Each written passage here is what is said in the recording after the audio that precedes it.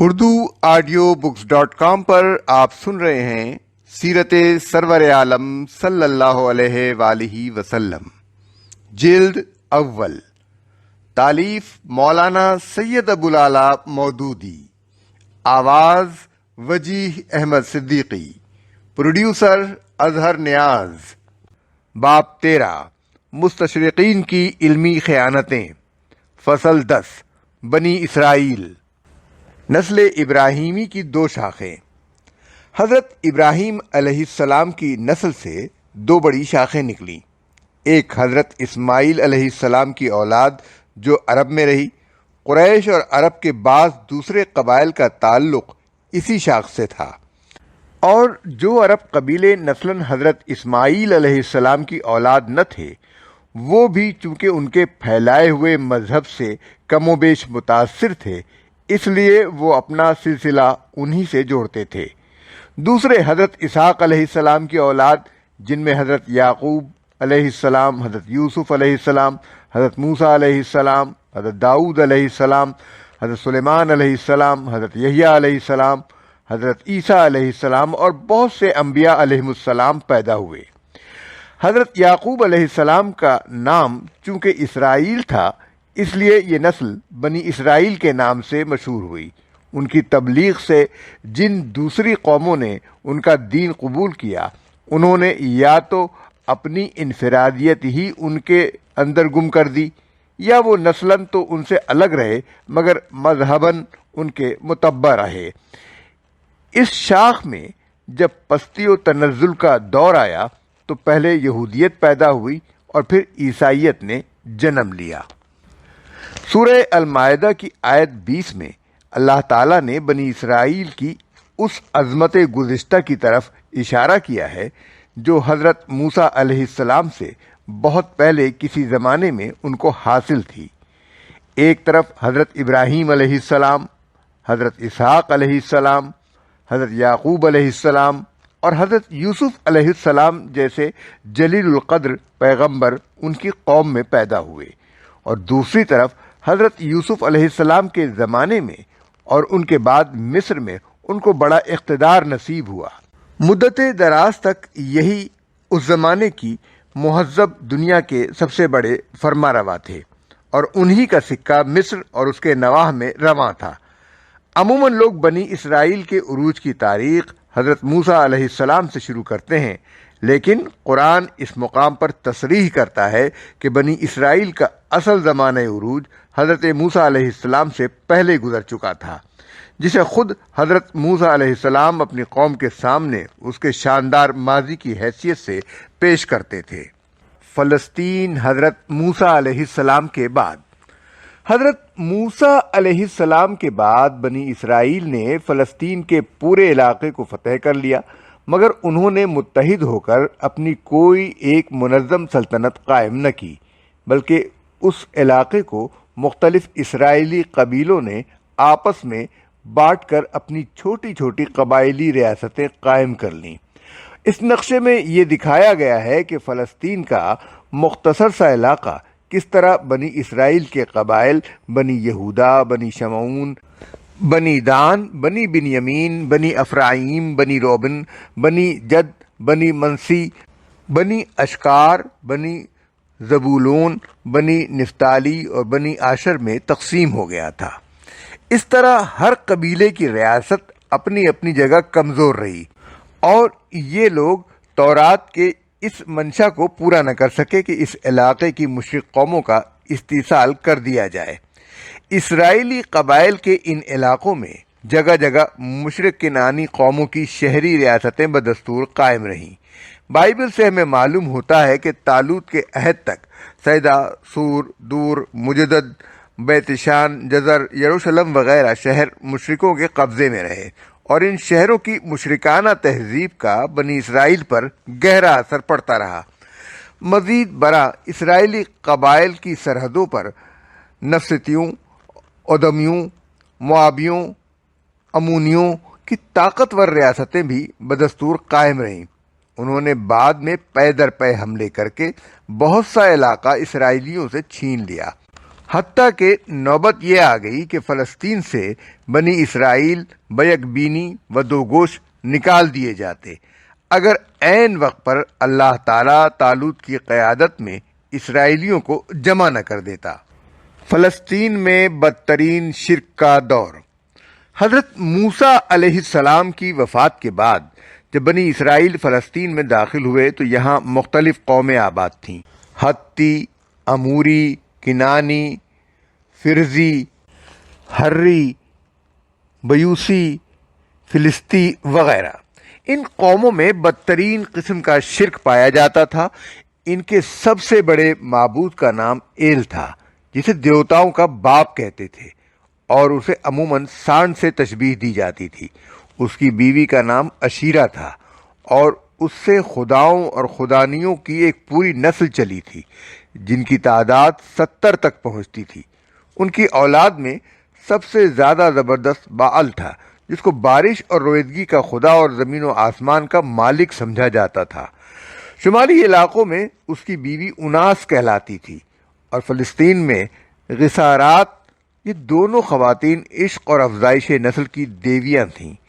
ان کے علاوہ کوئی دیوتا موت کا مالک تھا، کسی دیوی کے قبضے میں صحت تھی، کسی دیوتا کو وبا اور قحط لانے کے اختیارات تفویض کیے گئے تھے، اور یوں ساری خدائی بہت سے معبودوں میں بٹ گئی تھی۔ ان دیوتاؤں اور دیویوں کی طرف ایسے ایسے ذلیل اوصاف و اعمال منسوب تھے کہ اخلاقی حیثیت سے انتہائی بدکردار انسان بھی ان کے ساتھ مشتہر ہونا پسند نہ کریں۔ اب یہ ظاہر ہے کہ جو لوگ ایسی کمینہ ہستیوں کو خدا بنائیں اور ان کی پرستش کریں، وہ اخلاق کی ذلیل ترین پستیوں میں گرنے سے کیسے بچ سکتے ہیں؟ یہی وجہ ہے کہ ان کے جو حالات آثار قدیمہ کی کھدائیوں سے دریافت ہوئے ہیں، وہ شدید اخلاقی گراوٹ کی شہادت بہم پہنچاتے ہیں۔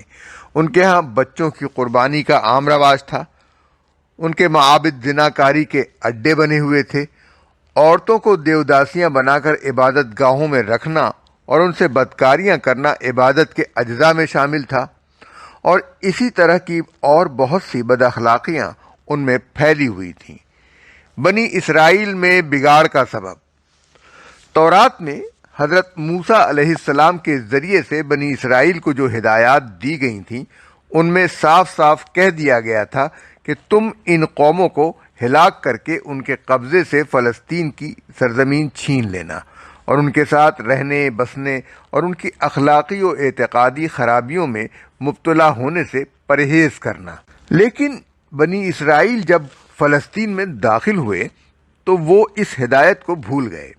انہوں نے اپنی کوئی متحدہ سلطنت قائم نہ کی، وہ قبائلی عصبیت میں مبتلا تھے۔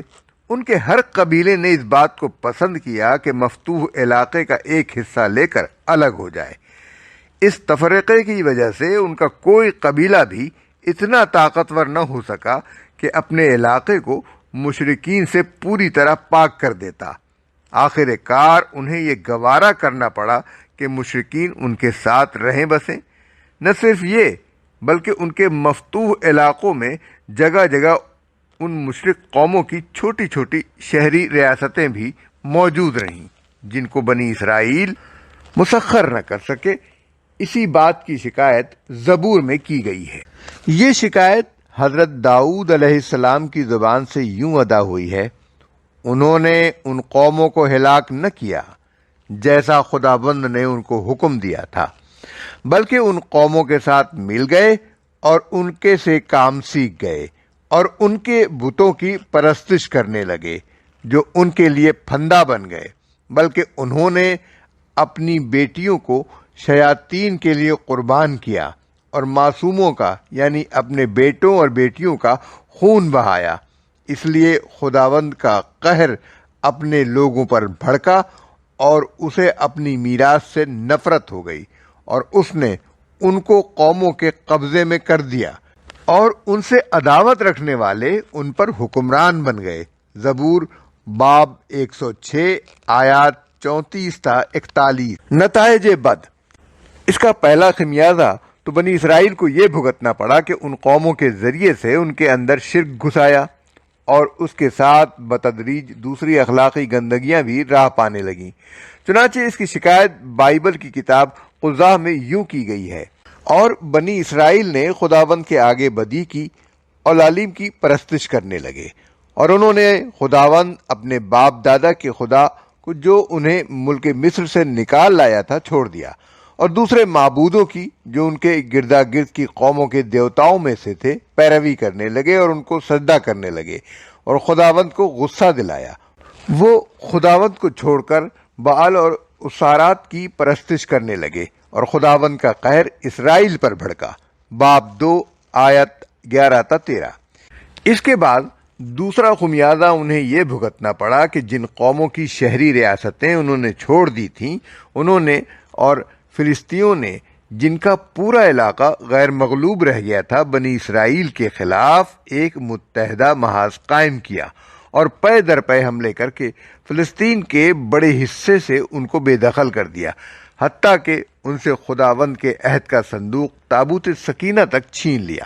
آخر کار بنی اسرائیل کو ایک فرما روا کے تحت اپنی ایک متحدہ سلطنت قائم کرنے کی ضرورت محسوس ہوئی، اور ان کی درخواست پر حضرت سموئیل نبی نے 1020 قبل مسیح میں طالوت کو ان کا بادشاہ بنایا۔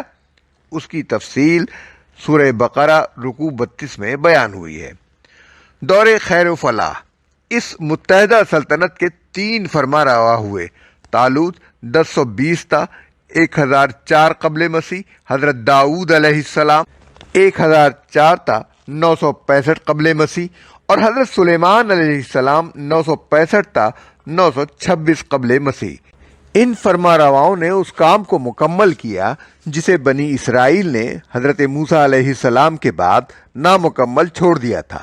صرف شمالی ساحل پر فنیقیوں کی اور جنوبی مغربی ساحل پر فلسطینیوں کی ریاستیں باقی رہ گئیں جنہیں مسخر نہ کیا جا سکا، اور محض باج گزار بنانے پر اکتفا کیا گیا۔ دور فساد و بحران، حضرت سلیمان علیہ السلام کے بعد بنی اسرائیل پر دنیا پرستی کا پھر شدید غلبہ ہوا، اور انہوں نے آپس میں لڑ کر اپنی 2 الگ سلطنتیں قائم کر لیں۔ شمالی فلسطین اور شرق اردن میں سلطنت اسرائیل، جس کا پایہ تخت آخر کار سامریہ قرار پایا، اور جنوبی فلسطین اور ادم کے علاقے میں سلطنت یہودیہ، جس کا پایہ تخت یروشلم رہا۔ ان دونوں سلطنتوں میں سخت رقابت اور کشمکش اول روز سے شروع ہو گئی اور آخر تک رہی۔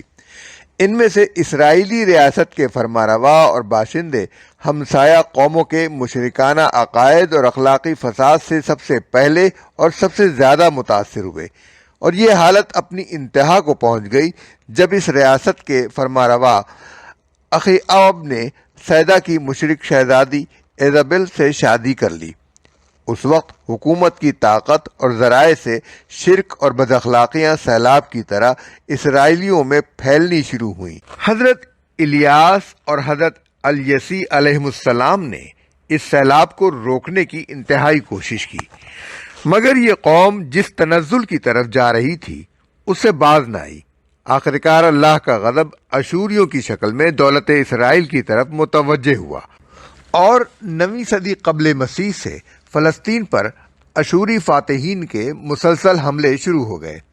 اس دور میں آموس نبی 787 تا 747 قبل مسیح، اور پھر ہوسعی نبی 747 تا 735 قبل مسیح نے اٹھ کر اسرائیلیوں کو پے در پے تنبیہات کیں، مگر جس غفلت کے نشے میں وہ سرشار تھے وہ تنبیہ کی ترشی سے اور زیادہ تیز ہو گیا، یہاں تک کہ آموس نبی کو شاہ اسرائیل نے ملک سے نکل جانے اور دولت سامریہ کے حدود میں نبوت بند کر دینے کا نوٹس دے دیا۔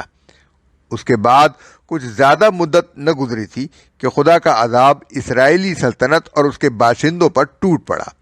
721 قبل مسیح میں اشور کے سختگیر فرمانروا سارگون نے سامریہ کو فتح کر کے دولت اسرائیل کا خاتمہ کر دیا۔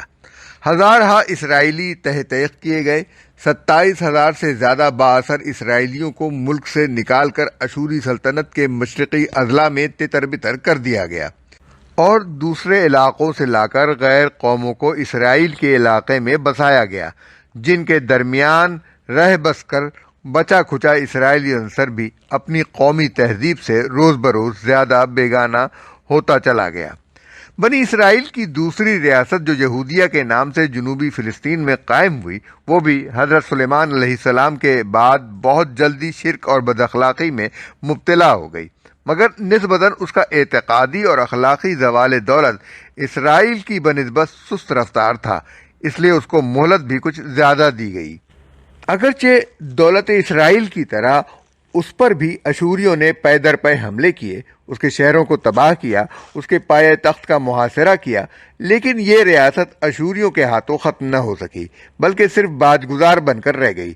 پھر جب حضرت یسیاہ اور حضرت یرمیاہ کی مسلسل کوششوں کے باوجود یہودیہ کے لوگ بت پرستی اور بد اخلاقیوں سے باز نہ آئے تو 598 قبل مسیح میں بابل کے بادشاہ بخت نصر نے یروشلم سمیت پوری دولت یہودیہ کو مسخر کر لیا اور یہودیہ کا بادشاہ اس کے پاس قیدی بن کر رہا۔ یہودیوں کی بدعمالیوں کا سلسلہ اس پر بھی ختم نہ ہوا اور حضرت یرمیاہ کے سمجھانے کے باوجود اپنے اعمال درست کرنے کے بجائے بابل کے خلاف بغاوت کر کے اپنی قسمت بدلنے کی کوشش کرنے لگے۔ آخر 587 قبل مسیح میں بخت نصر نے ایک سخت حملہ کر کے یہودیہ کے تمام بڑے چھوٹے شہروں کی اینٹ سے اینٹ بجا دی۔ یروشلم اور ہیکل سلیمانی کو اس طرح پیوند خاک کیا کہ اس کی ایک دیوار بھی اپنی جگہ کھڑی نہ رہی۔ یہودیوں کی بہت بڑی تعداد کو ان کے علاقے سے نکال کر ملک میں تتر بتر کر دیا گیا، اور جو یہودی اپنے علاقے میں رہ گئے وہ بھی ہمسایہ قوموں کے ہاتھوں بری طرح ذلیل اور پامال ہو کر رہے۔ بابل کی اسیری کے زمانے میں بنی اسرائیل کا کردار، اور لگے ان چیزوں کی پیروی کرنے جو شیاطین سلیمان کی سلطنت کا نام لے کر پیش کیا کرتے تھے۔ حالانکہ سلیمان نے کبھی کفر نہیں کیا۔ کفر کے مرتکب تو وہ شیاطین تھے جو لوگوں کو جادوگری کی تعلیم دیتے تھے۔ وہ پیچھے پڑے اس چیز کے جو بابل میں 2 فرشتوں ہاروت و ماروت پر نازل کی گئی تھی۔ حالانکہ وہ فرشتے جب کبھی کسی کو اس کی تعلیم دیتے تھے تو پہلے صاف طور پر متنبہ کر دیا کرتے تھے کہ دیکھو ہم محض ایک آزمائش ہے، تو کفر میں مبتلا نہ ہو۔ پھر بھی یہ لوگ ان سے وہ چیز سیکھتے تھے جس سے شوہر اور بیوی میں جدائی ڈال دیں۔ ظاہر تھا کہ اذن الہی کے بغیر وہ اس ذریعے سے کسی کو ضرر نہ پہنچا سکتے تھے، مگر اس کے باوجود وہ ایسی چیز سیکھتے تھے جو خود ان کے لیے نفع بخش نہیں بلکہ نقصان دہ تھی، اور انہیں خوب معلوم تھا کہ جو اس چیز کا خریدار بنا اس کے لیے آخرت میں کوئی حصہ نہیں۔ کتنی بری متاع تھی جس کے بدلے انہوں نے اپنی جانوں کو بیچ ڈالا، کاش انہیں معلوم ہوتا۔ سورہ بقرہ آیت 102۔ شیاطین سے مراد شیاطین جن اور شیاطین انس دونوں ہو سکتے ہیں، اور دونوں ہی یہاں مراد ہیں۔ جب بنی اسرائیل میں اخلاقی و مادی انحطاط کا دور آیا اور غلامی، جہالت، نکبت و افلاس اور ذلت و پستی نے ان کے اندر بلند حوصلگی اور اولوالعزمی باقی نہ چھوڑی، تو ان کی توجہات جادو ٹونے اور طلسمات و عملیات اور تعویذ گنڈوں کی طرف مبذول ہونے لگیں۔ وہ ایسی تدبیریں ڈھونڈنے لگے جن سے کسی مشقت اور جدوجہد کے بغیر محض پھونکوں اور منتروں کے زور پر سارے کام بن جایا کریں۔ اس وقت شیاطین نے ان کو بہکانا شروع کیا کہ سلیمان علیہ السلام کی عظیم الشان سلطنت اور ان کی حیرت انگیز طاقتیں تو سب کچھ چند نقوش اور منتروں کا نتیجہ تھیں، اور وہ ہم تمہیں بتائے دیتے ہیں۔ چنانچہ یہ لوگ نعمت غیر مترقبہ سمجھ کر ان چیزوں پر ٹوٹ پڑے، اور پھر نہ کتاب اللہ سے ان کو کوئی دلچسپی رہی اور نہ کسی داعی حق کی آواز انہوں نے سن کر دی۔ اس آیت کی تعویل میں مختلف اقوال ہیں، مگر جو کچھ میں نے سمجھا ہے وہ یہ ہے کہ جس زمانے میں بنی اسرائیل کی پوری قوم بابل میں قیدی اور غلام بنی ہوئی تھی، اللہ تعالیٰ نے 2 فرشتوں کو انسانی شکل میں ان کی آزمائش کے لیے بھیجا ہوگا۔ جس طرح قوم لوط کے پاس فرشتے خوبصورت لڑکوں کی شکل میں گئے تھے، اسی طرح ان اسرائیلیوں کے پاس وہ پیروں اور فقیروں کی شکل میں گئے ہوں گے۔ وہاں ایک طرف انہوں نے بازار ساحری میں اپنی دکان لگائی ہوگی، اور دوسری طرف وہ اتمام حجت کے لیے ہر ایک کو خبردار بھی کر دیتے ہوں گے کہ دیکھو ہم تمہارے لیے آزمائش کی حیثیت رکھتے ہیں، تم اپنی عاقبت خراب نہ کرو، مگر اس کے باوجود لوگ ان کے پیش کردہ عملیات اور نقوش اور تعویذات پر ٹوٹے پڑتے ہوں گے۔ فرشتوں کے انسانی شکل میں آ کر کام کرنے پر کسی کو حیرت نہ ہو۔ وہ سلطنت الہی کے کار پرداز ہیں۔ اپنے فرائض منصبی کے سلسلے میں جس وقت جو صورت اختیار کرنے کی ضرورت ہوتی ہے وہ اسے اختیار کر سکتے ہیں۔ ہمیں کیا خبر کہ اس وقت بھی ہمارے گرد و پیش کتنے فرشتے انسانی شکل میں آ کر کام کر جاتے ہوں گے۔ رہا فرشتوں کا ایک ایسی چیز سکھانا جو بجائے خود بری تھی، تو اس کی مثال ایسی ہے جیسے پولیس کے لیے بے وردی سپاہی کسی رشوت خور حاکم کو نشان زدہ سکے اور نوٹ لے جا کر رشوت کے طور پر دیتے ہیں تاکہ اسے عین حالت ارتکاب جرم میں پکڑیں اور اس کے لیے بے گناہی کے عذر کی گنجائش باقی نہ رہے۔ اس منڈی میں سب سے زیادہ جس چیز کی مانگ تھی وہ یہ تھی کہ کوئی ایسا عمل یا تعویذ مل جائے جس سے ایک آدمی دوسرے کی بیوی کو اس سے توڑ کر اپنے اوپر عاشق کر لے۔ یہ اخلاقی زوال کا وہ انتہائی درجہ تھا جس میں وہ لوگ مبتلا ہو چکے تھے۔ پست اخلاقی کا اس سے زیادہ نیچا مرتبہ اور کوئی نہیں ہو سکتا کہ ایک قوم کے افراد کا سب سے زیادہ دلچسپ مشغلہ پرائی عورتوں سے آنکھ لڑانا ہو جائے اور کسی منکوحہ عورت کو اس کے شوہر سے توڑ کر اپنا کر لینے کو وہ اپنی سب سے بڑی فتح سمجھنے لگیں۔ ازدواجی تعلق در حقیقت انسانی تمدن کی جڑ ہے۔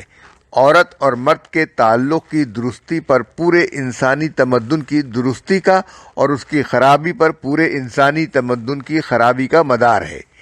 لہذا وہ شخص بدترین مفسد ہے جو اس درخت کی جڑ پر تیشہ چلاتا ہو جس کے قیام پر خود اس کا اور پوری سوسائٹی کا قیام منحصر ہے۔ حدیث میں آتا ہے کہ ابلیس اپنے مرکز سے زمین کے ہر گوشے میں اپنے ایجنٹ روانہ کرتا ہے، پھر وہ ایجنٹ واپس آ کر اپنی اپنی کارروائیاں سناتے ہیں۔ کوئی کہتا ہے میں نے فلاں فتنہ برپا کیا، کوئی کہتا ہے میں نے فلاں شر کھڑا کیا، مگر ابلیس ہر ایک سے کہتا جاتا ہے کہ تو نے کچھ نہ کیا۔ پھر ایک آتا ہے اور اطلاع دیتا ہے کہ میں ایک عورت اور اس کے شوہر میں جدائی ڈال آیا ہوں۔ یہ سن کر ابلیس اس کو گلے سے لگا لیتا ہے اور کہتا ہے کہ تو کام کر کے آیا ہے۔ اس حدیث پر غور کرنے سے یہ بات اچھی طرح سمجھ میں آ جاتی ہے کہ بنی اسرائیل کی آزمائش کو جو فرشتے بھیجے گئے تھے انہیں کیوں حکم دیا گیا کہ عورت اور مرد کے درمیان جدائی ڈالنے کا عمل ان کے سامنے پیش کریں۔ دراصل یہی ایک ایسا پیمانہ تھا جس سے ان کے اخلاقی زوال کو ٹھیک ٹھیک ناپا جا سکتا تھا۔ دور تجدید و احیاء۔ جہاں تک سامریہ اور اسرائیل کے لوگوں کا تعلق ہے وہ تو اخلاقی و اعتقادی زوال کی پستیوں میں گرنے کے بعد پھر نہ اٹھے، مگر یہودیہ کے باشندوں میں ایک بقیہ ایسا موجود تھا جو خیر پر قائم اور خیر کی دعوت دینے والا تھا۔ اس نے ان لوگوں میں بھی اصلاح کا کام جاری رکھا جو یہودیہ میں بچے کھچے رہ گئے تھے، اور ان لوگوں کو بھی توبہ و انابت کی ترغیب دی جو بابل اور دوسرے علاقوں میں جلا وطن کر دیے گئے تھے۔ آخرکار رحمت الہی ان کی مددگار ہوئی۔ بابل کی سلطنت کو زوال ہوا۔ 539 قبل مسیح میں ایرانی فاتح سائرس خرس یا خسرو نے بابل کو فتح کیا، اور اس کے دوسرے ہی سال اس نے فرمان جاری کر دیا کہ بنی اسرائیل کو اپنے وطن میں واپس جانے اور وہاں دوبارہ آباد ہونے کی عام اجازت ہے۔ چنانچہ اس کے بعد یہودیوں کے قافلے پر قافلے یہودیہ کی طرف جانے شروع ہو گئے، جن کا سلسلہ مدتوں جاری رہا۔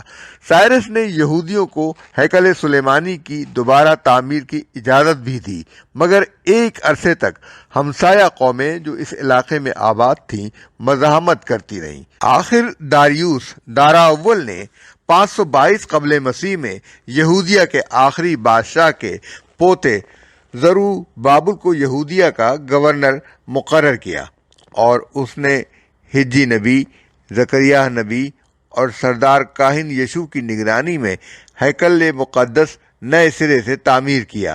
پھر 450 قبل مسیح میں ایک جلا وطن گروہ کے ساتھ حضرت عزیر علیہ السلام یعنی عزرا یہودیہ پہنچے اور شاہ ایران ارتخشستہ اور آرٹاکسس یا اردشیر نے ایک فرمان کی روح سے ان کو مجاز کیا، تو اپنے خدا کی اس دانش کے مطابق جو تجھ کو عنایت ہوئی حاکموں اور قاضیوں کو مقرر کر، تاکہ دریا پار کے سب لوگوں کا جو تیرے خدا کی شریعت کو جانتے ہیں انصاف کریں، اور تم اس کو جو نہ جانتا ہو سکھاؤ، اور جو کوئی تیرے خدا کی شریعت پر اور بادشاہ کے فرمان پر عمل نہ کرے گا اس کو بلا توقف قانونی سزا دی جائے، خواہ موت ہو یا جلا وطنی یا مال کی ضبطی یا قید۔ عزرا باب 8 آیت 35 تا 26۔ اس فرمان سے فائدہ اٹھا کر حضرت عزیر نے دین موسوی کی تجدید کا بہت بڑا کام انجام دیا۔ انہوں نے یہودی قوم کے تمام اہل خیر و صلاح کو ہر طرف سے جمع کر کے ایک مضبوط نظام قائم کیا۔ بائبل کی کتب خمسہ گو جن میں تورات تھی مرتب کر کے شائع کیا، یہودیوں کی دینی تعلیم کا انتظام کیا، قوانین شریعت کو نافذ کر کے ان اعتقادی اور اخلاقی برائیوں کو دور کرنا شروع کیا جو بنی اسرائیل کے اندر غیر قوموں کے اثر سے گھس آئی تھیں۔ ان تمام مشرک عورتوں کو طلاق دلوائی جن سے یہودیوں نے بیاہ کر رکھے تھے، اور بنی اسرائیل سے اثر نو خدا کی بندگی اور اس کے آئین کی پیروی کا میثاق لیا۔ 445 قبل مسیح میں نمہیاہ کے زیر قیادت ایک اور جلا وطن گروہ یہودیہ واپس آیا، اور شاہ ایران نے نمہیاہ کو یروشلم کا حاکم مقرر کر کے اس امر کی اجازت دی کہ وہ اس کی شہر پناہ تعمیر کرے۔ اس طرح 150 سال بعد بیت المقدس پھر سے آباد ہوا اور یہودی مذہب و تہذیب کا مرکز بن گیا۔ مگر شمالی فلسطین اور سامریہ کے اسرائیلیوں نے حضرت عزیر علیہ السلام کی اصلاح و تجدید سے کوئی فائدہ نہ اٹھایا، بلکہ بیت المقدس کے مقابلے میں اپنا ایک مذہبی مرکز کوہ جزریم پر تعمیر کر کے اس کو قبلہ اہل کتاب بنانے کی کوشش کی۔ اس طرح یہودیوں اور سامریوں کے درمیان بود اور زیادہ بڑھ گیا۔ یونانی تسلط اور اس کے خلاف کشمکش، ایرانی سلطنت کے زوال اور سکندر اعظم کی فتوحات، اور پھر ایرانیوں کے عروج سے یہودیوں کو کچھ مدت کے لیے ایک سخت دھکا لگا۔ سکندر کی وفات کے بعد اس کی سلطنت جن 3 سلطنتوں میں تقسیم ہوئی تھی ان میں سے شام کا علاقہ اس سلوقی سلطنت کے حصے میں آیا جس کا پایہ تخت انطاکیہ تھا، اور اس کے فرمانروا اینٹوکس ثالث نے 198 قبل مسیح میں فلسطین پر قبضہ کر لیا۔ یہ یونانی فاتح جو مذہباً مشرک اور اخلاقاً اباحیت پسند تھے، یہودی مذہب و تہذیب کو سخت ناگوار محسوس کرتے تھے۔ انہوں نے اس کے مقابلے میں سیاسی اور معاشی دباؤ سے یونانی تہذیب کو فروغ دینا شروع کر دیا، اور خود یہودیوں میں سے ایک اچھا خاصا عنصر ان کا اعلی کار بن گیا۔ اس خارجی مداخلت نے یہودی قوم میں تفرقہ ڈال دیا۔ ایک گروہ نے یونانی لباس، یونانی زبان، یونانی طرز معاشرت اور یونانی کھیلوں کو اپنا لیا، اور دوسرا گروہ اپنی تہذیب پر سختی کے ساتھ قائم رہا۔ 105 قبل مسیح میں اینٹوکس چہارم، جس کا لقب ایپیفانیس یعنی مظہر خدا تھا، جب تخت نشین ہوا تو اس نے پوری جابرانہ طاقت سے کام لے کر یہودی مذہب و تہذیب کی بے کنی کرنی چاہی۔ اس نے بیت المقدس کے ہیکل میں زبردستی بت رکھوائے اور یہودیوں کو مجبور کیا کہ ان کو سجدہ کریں۔ اس نے قربان گاہ پر قربانی بند کروائی۔ اس نے یہودیوں کو مشرکانہ قربان گاہوں پر قربانیاں کرنے کا حکم دیا۔ اس نے ان سب لوگوں کے لیے سزائے موت تجویز کی جو اپنے گھروں میں تورات کا نسخہ رکھیں یا سبت کے احکام پر عمل کریں، یا اپنے بچوں کے ختنے کرائیں، مگر یہودی اس جبر سے مغلوب نہ ہوئے اور ان کے اندر ایک زبردست تحریک اٹھی جو تاریخ میں مکابی بغاوت کے نام سے مشہور ہے۔ اگرچہ اس کشمکش میں یونانیت زدہ یہودیوں کی ساری ہمدردیاں یونانیوں کے ساتھ تھیں اور انہوں نے عملاً مکابی بغاوت کو کچلنے میں انطاکیہ کے ظالموں کا پورا ساتھ دیا، لیکن عام یہودیوں میں حضرت عزیر علیہ السلام کی پھونکی ہوئی روح دینداری کا اتنا زبردست اثر تھا کہ وہ سب مکابیوں کے ساتھ ہو گئے اور آخر کار انہوں نے یونانیوں کو نکال کر اپنی ایک آزاد دینی ریاست قائم کر لی جو 67 قبل مسیح تک قائم رہی۔ اس ریاست کے حدود پھیل کر رفتہ رفتہ اس پورے رقبے پر حاوی ہو گئے جو کبھی یہودیہ اور اسرائیل کی ریاستوں کے زیر نگین تھے، بلکہ فلسطیہ کا بھی ایک بڑا حصہ اس کے قبضے میں آ گیا جو حضرت داؤد و سلیمان علیہ السلام کے زمانے میں بھی مسخر نہ ہوا تھا۔